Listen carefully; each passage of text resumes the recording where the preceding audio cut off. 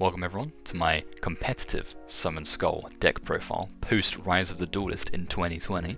I've been playtesting this build for a while. I feel like the fusion variant is the strongest in the current format, so without further ado, let's get right into it. Alright, so we're going to start with Summon Skull.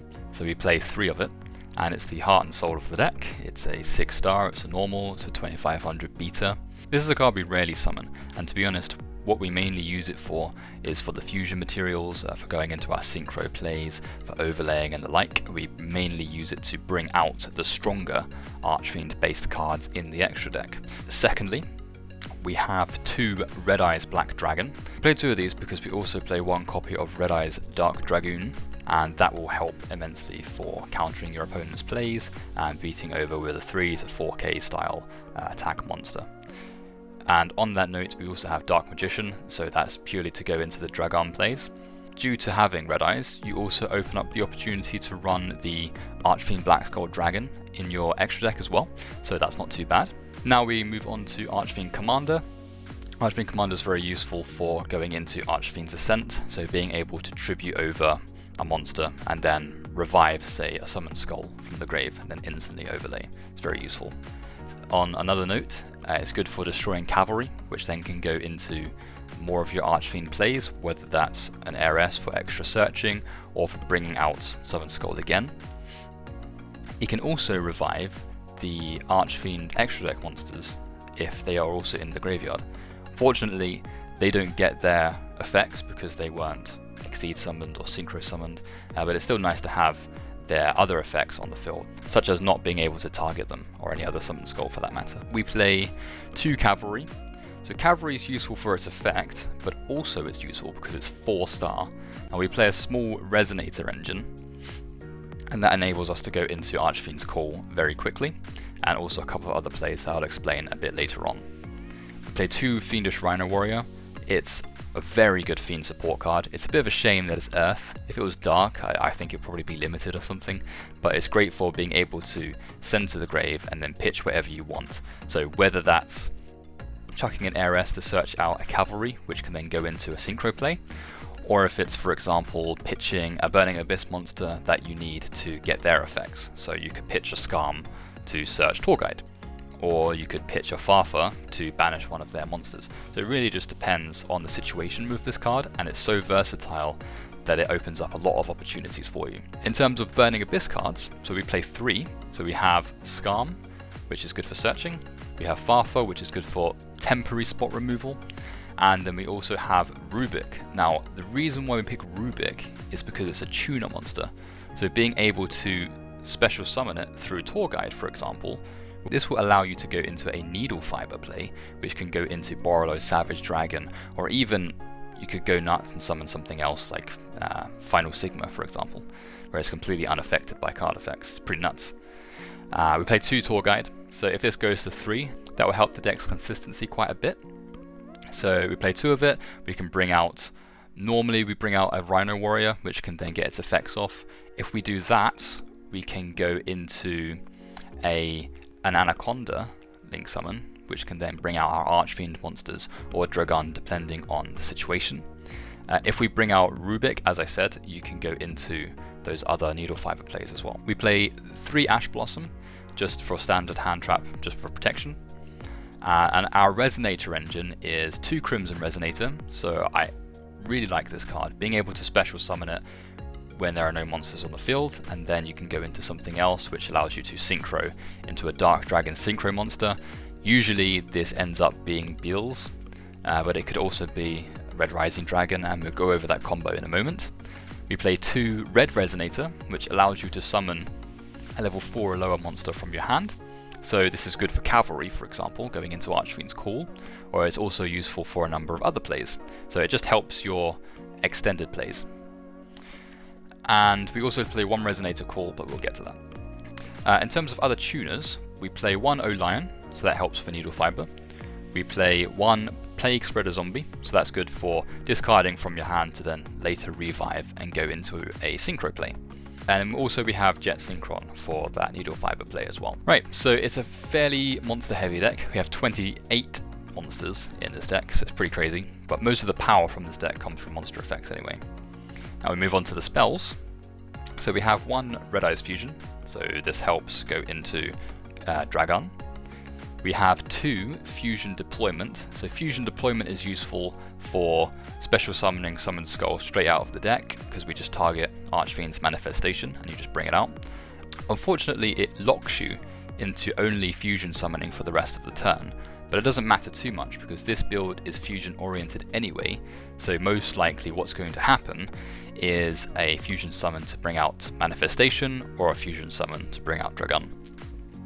We play 1 Resonator Call. I feel like this could be bumped to 2, but 1 has been working fairly well. That just lets you search out a Resonator from your deck, so you just pick the one for the job at the time. We play 2 Poly.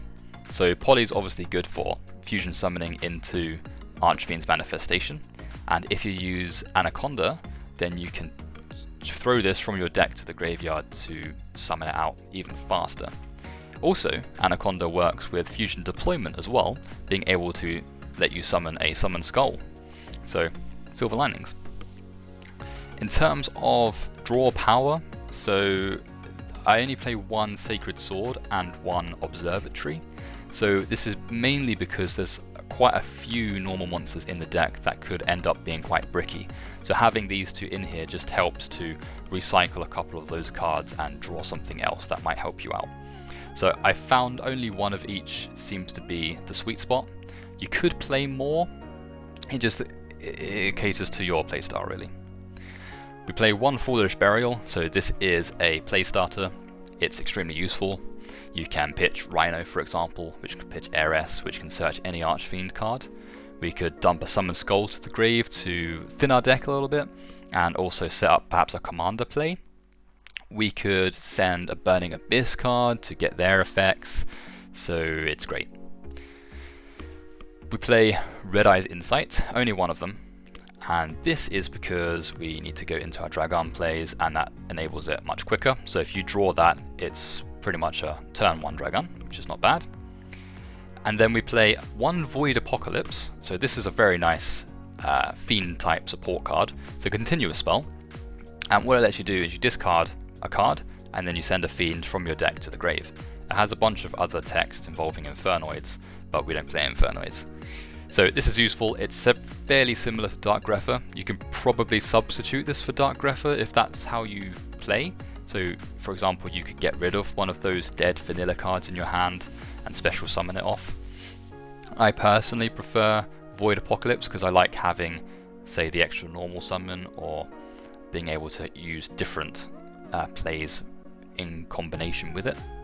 And our last card in the deck, ladies and gentlemen, is a tech card that I like to run, and it's called Rapid Trigger. So this is a quick play which allows you to fusion summon using monsters that you control as fusion materials, but they are destroyed, and Archfiends like being destroyed. So you could, for example, destroy Cavalry and a Summoned Skull, bring out Archfiend's Manifestation. That manifestation is now unaffected by all extra deck monster effects thanks to Rapid Trigger. You can't attack anything but those special summon monsters, but that's fine. And then you get Cavalry's effect, which allows you to special summon out perhaps the Summoned Skull that you destroyed, or any other Archfiend card that you desire. I haven't really tested with Empress yet. I was thinking that could be a fairly useful monster to add in by using Rapid Trigger. If we only run 1 of these, as I feel more than that seems to be a bit cloggy, but it works. So that's the entire deck. So we have 28 monsters and 12 spells. We don't play any traps, although you could easily run Impermanence or Evenly Matched by substituting out a few of these. For example, you could take out some of the draw spells, or even Void Apocalypse, for example. Now we move on to the extra deck. So for the Archfiend cards that we play, we have 1 Manifestation, and we have 1 Archfiend's Call, and we have 1 Archfiend's Ascent. So Ascent, you don't go into as much in this build. This is more of a synchro fusion oriented build. Archfiend's Call is useful for making your Summoned Skulls untargetable by card effects, and Manifestation is good for giving that extra 500 attack damage. The nice thing about Summoned Skull is that once one of those monsters gets destroyed, you float into a Summoned Skull, so it's board presence. We play one Dragon. This is to help the competitiveness of the deck. It helps get through or survive a few of your opponent's plays. So being able to do that for a few turns to allow you to set up some of your Archfiend plays is quite useful. Now we also play Geomathmech Final Sigma.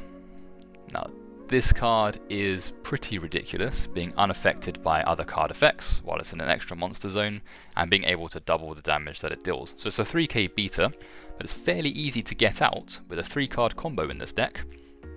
If you have Crimson Resonator, and if you have Red Resonator, and if you have an Archfiend Cavalry in your hand, for example, you can special summon the Crimson Resonator, summon the other two, synchro into a Red Rising Dragon, special summon a tuner back from the grave, and then use these cards to synchro summon into Beals. So this is a level 8 dragon, Dark Dragon type synchro monster, and then you can use that to synchro summon into Red Dragon Archfiend Bane. Now when Bane attacks, it can special summon Resonators, or tuners effectively, from the grave and from the deck. Bring those out, and then in your main phase 2, synchro summon into Final Sigma, and you have a card that's unstoppable effectively. We play a Borreload Savage Dragon and Herald of the Arclight, mainly from the Needle Fiber plays that are live in the deck.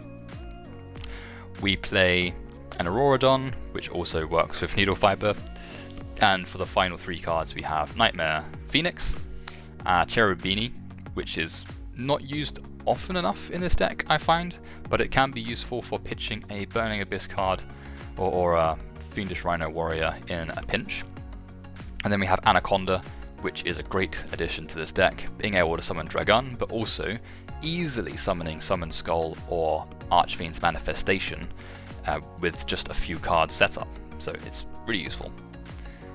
It's also useful for, say, summoning Summon Skull and combining that with Rapid Trigger to bring out a fusion monster that's unaffected by extra deck monster effects.